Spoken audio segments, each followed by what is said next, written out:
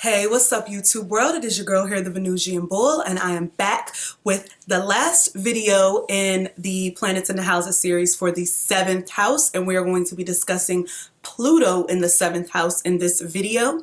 As a quick reminder, remember that the 7th house has to deal with relationships of all kinds, partnerships, business partnerships, as well as your one-on-one relationships with others. That includes your friends and your family.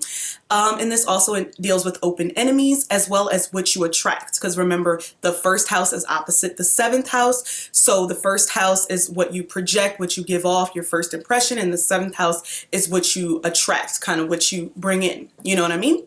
All right. So again, the 7th house, since we're doing this, I decided to show my face again. So hello once again, don't get used to it. All right.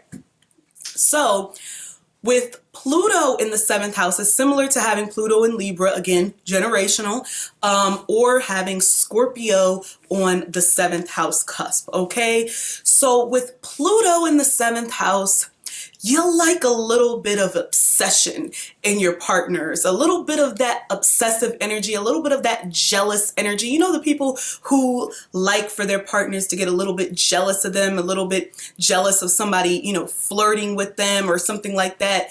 That's kind of that Pluto in the 7th house energy, that Scorpio in the 7th house cusp. And remember, the sign on your 7th house cusp is just as important and significant as the planets that are in the 7th house. So make sure you pay close attention to that as well.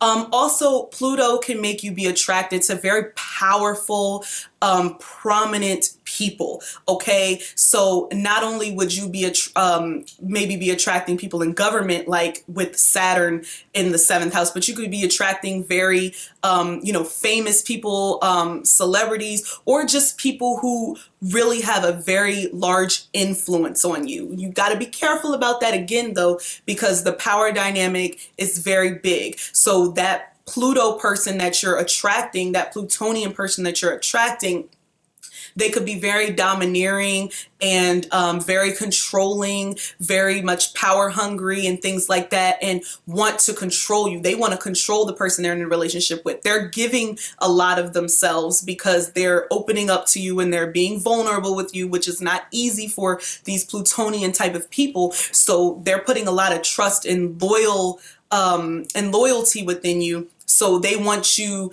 to do the same. They want you to be loyal to them. And sometimes that means doing some things that aren't so respectable and things like that. The sexual energy can be very compelling. It can be very strong. This is somebody who's also very spiritual. It could be into occult sciences. It could be somebody that's a therapist. Child, you may end up marrying a therapist, girl.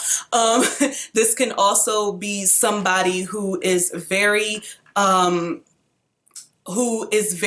athletic and physically strong, but also has a lot of, endurance and a lot of strength, and is definitely in it for the long haul. This is somebody who's on the more strategic end of things. This is also somebody who's very vengeful or who can be very manipulative, somebody who you definitely don't want to cross or get on their bad side. This is somebody who can be very violent, the whole domestic violence thing, like that control that I mentioned can get very physical. So definitely be careful of that. But this is somebody who takes relationships and intimate partnerships and close personal relationships very, very seriously. You attract those people who can read you, who can kind of like see into you. They kind of know what's going on already. You attract also very private people who don't want to tell their business and things like that. So if you're trying to get something out of them, remember, you have to be loyal to them. This is Scorpio energy. They're not going to trust you unless they're loyal. But these are the people that are going to go to the depths for you. This is the ride or die type of energy. This is the if I can't have you, nobody will type of energy, and I will kill a motherfucker to be with you. Okay, so just remember, it's a little bit dangerous. Like, these people will kill for their significant others and those close personal relationships that they have with people. And also in terms of friendships, and open enemies, this could definitely, you can definitely attract a lot of haters. People can be hating on you because, you know, you look good or you have a great job or something like that. There could always be people who are kind of hating on you. That's kind of the Plutonian scorpionic kind of vibe there. If you have that energy, there's always somebody hating on you. But if it's in your 7th house, that means it's projected outward. So people just see you and they be like, ugh, like this girl, she always gets those men. Why she always get the good guy? She always get the guy with money. Like, why can't I ever get anything like that? So they could be haters. You know what I'm saying? Most definitely. You could definitely be attracted to very sexual people. You know what I'm saying? You could find out that they were in like the sex industry or something like that. These people who you were attracted to, and that may not, you know, bother you. You can be attracted to people who are into like taboo type of things. Also, like Uranus in the 7th house, you may be attracted to different types of relationships. I know Pluto is very possessive.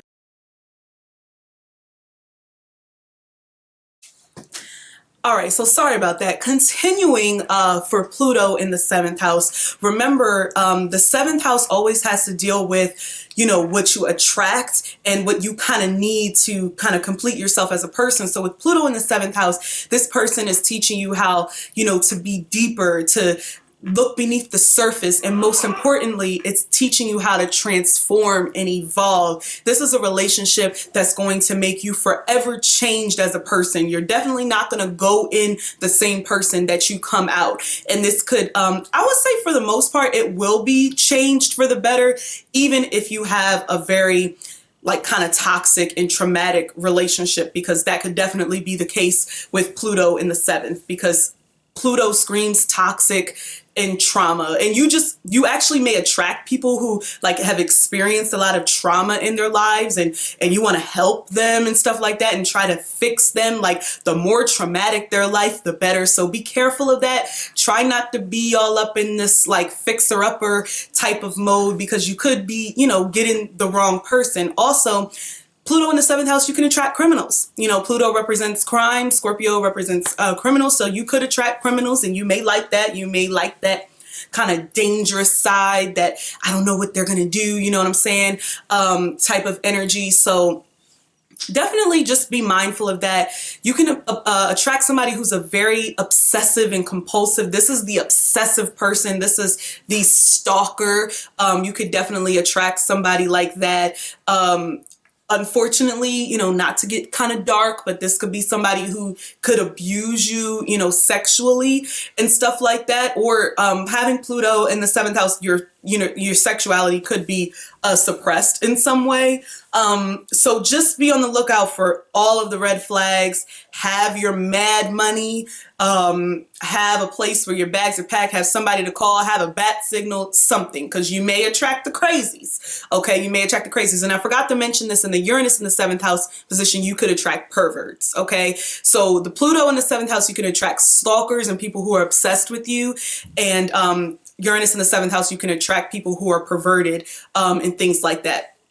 And let me make sure there's nothing I forget. I mentioned the evolution and transformation. That's very important. You could attract people who can motivate you, who could really strive you to be better, especially if they're that high vibrational kind of Plutonian person, you know, that's taking you to the Phoenix of the Scorpio instead of the Scorpion. So they can really make you a better person through, you know, you be having therapy sessions with your partner and stuff like that, and you can really be getting into that deep, you know, intimate bond. This is close personal bonds. This is somebody who wants a real close personal relationship with someone, not some surface level shit. Okay, I'm actually gonna stop it here because I don't want my battery to die again. So let me know if this resonates with you. Like, comment, and subscribe, and I will see you in the next one.